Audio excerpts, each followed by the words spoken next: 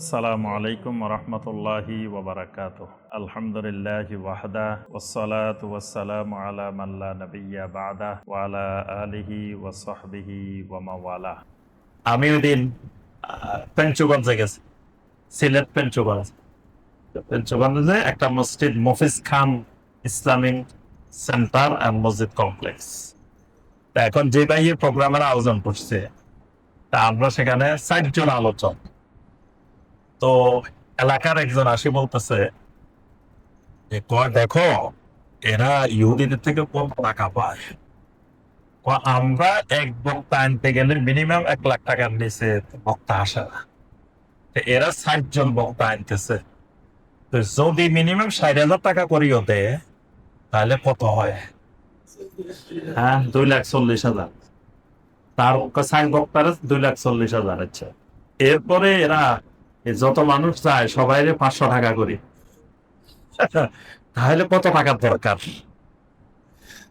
পরে এবার আমার সামনেই একজন আসে জিজ্ঞাসা করতে চাচ্ছে, আপনাদের এই বক্তা ঢাকা থেকে আনছেন, ইউনিভার্সিটির টিচার, এত বড় মুফতি, কত টাকা কন্ট্রাক্ট? আমরা তো বক্তা আনতে গেলে ২ লাখ টাকার নিচে আসে না, আপনারা কত টাকা দিয়ে আনছেন? আমার সামনে জিজ্ঞাসা করতেছে। তারপরে উঠে বলতেছে, আপনি জিজ্ঞেস করেন সাহেব কত টাকা কন্ট্রাক্ট করে আসছে। আমি বললাম যে না, আপনি বলে দেন যে সাহেবের কত টাকা কন্ট্রাক্ট। পরে ভাই বললেন যে আমাদের সাহেবেরা তো কোনো কন্ট্রাক্ট নাই, কিছু নাই, আমরা খালি বিমান ভাড়া দিয়ে নিয়ে আসছি, কিছু দিলে দিলাম, না দিলে খালি চলে যাবে। ওই এরকম ঘটনা কি জীবনে ঘটছে যে খালি চলে গেছে? ভাই কইতেছে আমার চোখের সামনে মৌলভী বাজারে ঘটছে, আমাদের শাইখ আসছে, একটা কথা দিয়ে দেয় না, শাইখ বিনা পয়সা চলে গেছে। এটা কত বছর ঘটছে?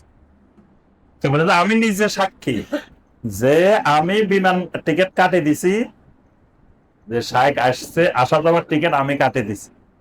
আর কাটে দেওয়ার পরে শাইখ মাহফিলে গেছেন, তাও সিলেটের বাইরে গাড়ির ব্যবস্থা করছে, গাড়ি দিয়ে মাহফিলে নিছে, ওনাদের গাড়িতে নিয়ে আসছে। যারা মাহফিল আয়োজন করছে তারা ১ টাকাও হাতিয়ে দেয় না। এমনকি ওই যে বিমান ভাড়াটা উনি দিয়ে দিছে, ওনার বিমান ভাড়াও দেয়, এটা আমাদের কথা দেয় নাই, উনি যে বিমানের টিকিট কাটছে ওনার টাকাও দেয় নাই। উনি বলেন যে আমার সামনে তো এটা ঘটছে, এত আসমান থেকে ঘটছে, কি কয়?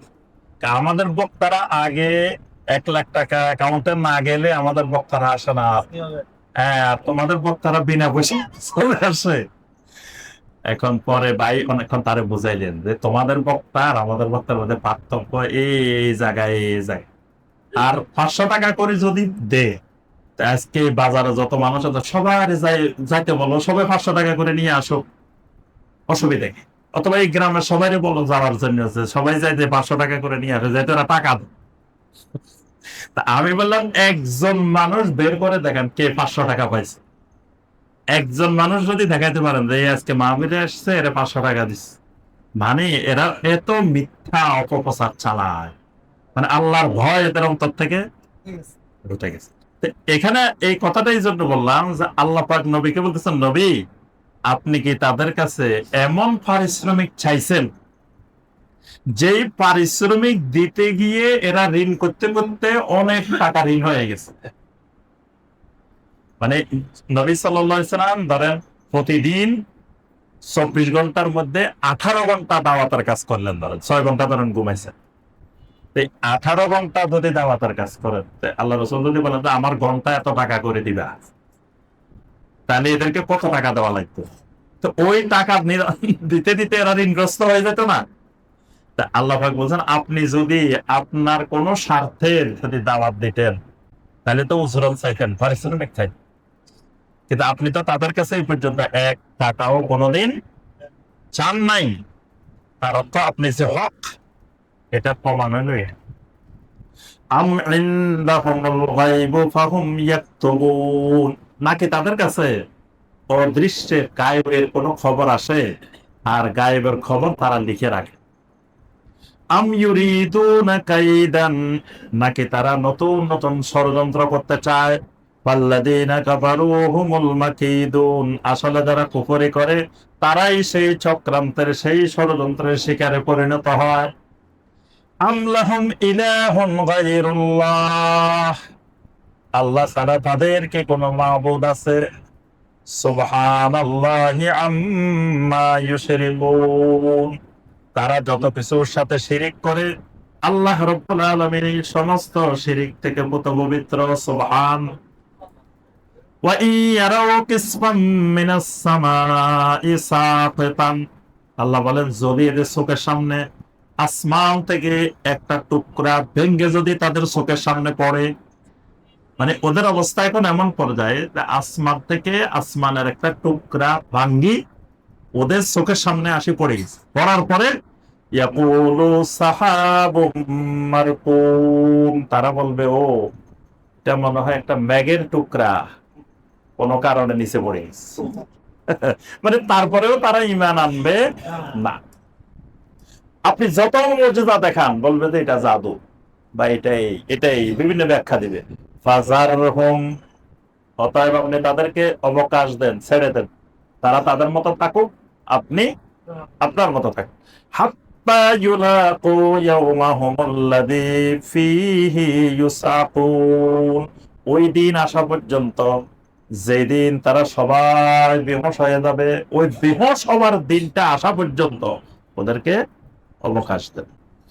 ইয়াউমা লা ইউগনি আনহুম কাইদুহুম শাইআ ওয়ালা হুম ইউনসারুন, ওই দিন যখন এসে যাবে তাদের কোনো চক্রান্ত, তাদের কোনো ষড়যন্ত্র বিন্দু মাত্র কোনো কাজে আসবে না।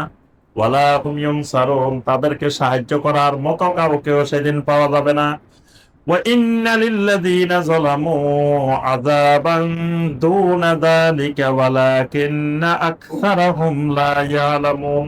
ওয়া ইন্না লিল্লাযীনা যালামু, ওই দিন যে মানুষগুলা জুলুম করে, আযাবান দুনা যালিক, ওই দিন মানুষগুলোর জন্য আযাবের পর আযাব, আযাবের পর আযাব অপেক্ষা করতেছে।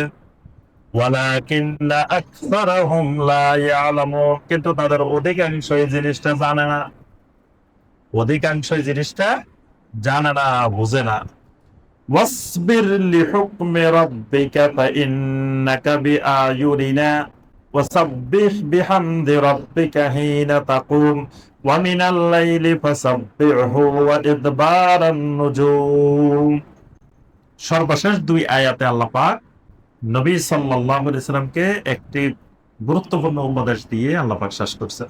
উপদেশটা হলো ওয়াসবির লিহুকমি রাব্বিক, আপনার রবের হুকুমের জন্য ধৈর্য ধরেন, মানে আপনার রবের আদেশ আসা পর্যন্ত আপনি সবর করেন। ফাইন্নাকা বিআয়ুনিনা, কারণ ও নবী আপনি আমার চোখের সামনে আছেন। সুবহানাল্লাহ, আল্লাহ বলছেন আপনি আমার চোখে চোখে আছেন। বিআয়ুনিনা, এখানে আল্লাহ পাক আল্লাহ চোখের কথা বলতেন। বিআয়ুনিনা, যে আপনি আমার চোখে চোখে আছেন, আমার চোখের বাইরে আপনি নেই। চোখ তো সব মানুষ তো চোখের সামনে। রাসূলকে নির্দিষ্ট করার কারণ হলো মানে আপনার প্রতি কে কোন আচরণ করে, আপনি কি করতেছেন, এই সব বিষয় আমি আল্লাহর নজরে আছি। ওয়াসাব্বিহ বিহামদি রাব্বিক, আপনি আপনার রবের হামদের সাথে তাসবিহ আদায় করেন, রবের হামদের সাথে তাসবিহ আদায় করেন। আর হামদের সাথে তাসবিহ মানে কি? সালাত। কখন কখন? হিনা তাকুম, যখন আপনি ঘুম থেকে উঠবেন। যখন আপনি ঘুম থেকে উঠবেন তখন কি করবেন? যে ফুটবল খেলা। যখন ঘুম থেকে উঠবেন তখন সালাত আদায় করবেন। তাহলে এটা কোন সালাত? ফজরের সালাত। এখানে হিনা তাকুম বলে ফজরের সালাতের কথা বললাম। আপনি যখন ঘুম থেকে উঠবেন তখন আপনি সালাত আদায় করেন, মানে এটা ফজরের সালাত। ওয়া মিনাল লাইলি ফাসাব্বিহু, আর কি করবেন? রাত্রির কিছু অংশে আপনার রবের তাসবিহ আদায় করবেন। এই রাত্রের কিছু অংশ মানে কি? মাগরিবের নামাজ, মানে প্রথম অংশে। ওয়া ইদবারান নুজুম, যখন নক্ষত্র রাজি চলে আসবে তারপরেও আপনি সালাত আদায় করবেন, এশার সালাত। তাহলে এখানে কয় ওয়াক্ত সালাত পাওয়া গেছে? তিনবার। এই সূরাটা মাক্কি সূরা। এই সূরাটা কি সূরা? মাক্কি সূরা। তখন কিন্তু 5 ওয়াক্ত সালাত ফরজ হয় নাই, সেই সময়কার কথা। এই জন্য এখানে একসাথে 5 ওয়াক্ত সালাতের কথা আসে না। মাক্কি জীবনে প্রথমে 2 ওয়াক্ত সালাত ফরজ ছিল, বাকি জীবনে সালাত ফরজ ছিল। প্রথম 2 ওয়াক্ত ফজর আর মাগরিব। এখানে আল্লাহ রাব্বুল আলামিন এই আয়াতে 3 ওয়াক্তের কথা বলছেন, এশা সহ। জোহর আসর ছিল না, কারণ দিনের বেলায় তখন সালাত আদায় করাটা কঠিন ছিল। মানে দিনের বেলায় কাফের মুশরিকেরা চোখে চোখে রাখতো আল্লাহ রাসূল কোথায় যাইতেছে, কোথায় বসতেছে, কোথায় খাইতেছে, মানে তাদের দৃষ্টির বাইরে যাওয়ার সুযোগ ছিল না। আর রাত্রি বেলায় ওরা এত নজরদারি করতো না। এই জন্য আল্লাহ সুবহানাহু ওয়া তাআলা এই ফজর, মাগরিব এবং এশা আস্তে আস্তে অভ্যস্ত করতেছেন। তারপরে মেরাজের রাত্রিতে আল্লাহ রাব্বুল আলামিন 5 ওয়াক্ত ফরজ করে দিয়েছে। আল্লাহ রাব্বুল আলামিন আমাদের সবাইকে কোরআনে কারিমের এই আয়াতগুলোর আলোকে আমল করার তৌফিক দান করুন। আল্লাহ রাব্বুল আলামিন আমাদের সবাইকে কোরআনে কারিমের সাথে সম্পর্ক বৃদ্ধি করার তৌফিক দান করুন। আমিন ইয়া রাব্বাল আলামিন। সূরা আল কাহাফের 15 নম্বর আয়াতে আল্লাহ বলছেন যে যখন তাদের বয়স 40 বছর হয় তখন তারা একটি বিশেষ দোয়া করেন, যা আয়াতে উল্লেখ আছে। এখন এই দোয়াটি কি 40 বছরের আগে পড়া যাবে না? সুন্দর কথা বলছেন। এই দোয়া মুখস্থ করছেন কে কে দেখি? হাত তোলেন তো দেখি কারা কারা মুখস্থ করছেন। এদের ওর তো 40 বছর হয় নাই, তাও এই মুখস্থ করছে। হ্যাঁ, আর এই 2 জন 40 বছর হয়েছে। আর কে কে মুখস্থ করছেন? এখান দিয়ে একজন পাওয়া গেছে, ভাইয়েরও 40 বছর হয়েছে না? এদিকে আল্লাহ তো সবাইকে বলছে এটা মুখস্থ করার জন্য। আল্লাহ বলছেন যে আমার বান্দার যখন 40 বছর হয় তখন বান্দা কি করে আমার কাছে এই দোয়া করে। এই দোয়াটা কোরআনে কারিমে 2 বার আছে, 2 জায়গায় আছে। একটা সূরা আল আহকাফের 15 নম্বর আয়াত, রাব্বি আউজিনি আন আশকুরা নি'মাতাকাল্লাতী আন'আমতা আলাইয়া ওয়া আলা ওয়ালিদাইয়া ওয়া আন আ'মালা সালিহান তারদাহু ওয়া আসলিহ লি ফি যুররিয়্যাতি ইন্নী তুবতু ইলাইকা ওয়া ইন্নী মিনাল মুসলিমিন। তো এটা বলছে যে মানে 2 মাস তো হয়ে গেছে, হজের আগে বলছি আমরা, সূরা আল আহকাফের তাফসীরে বলছি। কিন্তু আপনারা কেউ মুখস্থ করেন না। এই হলো আমাদের ইলমের অবস্থা। আল্লাহ সবাইকে বোঝার তৌফিক দিন। তবে আমার অনুরোধ থাকবে, আমাদের তাফসীর শেষ হয়ে যাবে, আর সূরা আছে মানে 5টা না 6টা? হ্যাঁ, 6টা সূরা। তৌরাত পড়া 6টা সূরা বাকি আছে। এই 6টা সূরা হইলে আমাদের আলহামদুলিল্লাহ দ্বিতীয় দফা তাফসীর শেষ হয়ে যাবে। তো এই দীর্ঘ এত বছর, 20 বছর, প্রায় 20 বছর আমরা তাফসীর করি এই মসজিদে। এই 20 বছরের তাফসীরে আমরা এরপরে পর্যালোচনা করবেন কতটুকু শিখছেন, কতটুকু কি করছেন, কতটুকু লাভ হয়েছে, কতটুকু কি হয়েছে। তো এই পর্যালোচনার ভিতরে এটাও আনবেন যে কোরআন থেকে কয়টা দোয়া মুখস্থ করতে পারছি, কয়টা কি শিখতে পারছি। তো দেখা গেছে যে এলমের ব্যাপারে কারো কোনো আগ্রহ নেই। তো এই জন্য এই দোয়াটা মুখস্থ করবেন, সবাই মুখস্থ করবেন এবং সবসময় পড়বেন, চলতে ফিরতে ঘুরতে সবসময় এটা করবেন। রাব্বি আউজিনি আন আশকুরা নি'মাতাকাল্লাতী আন'আমতা। খুবই গুরুত্বপূর্ণ দোয়া।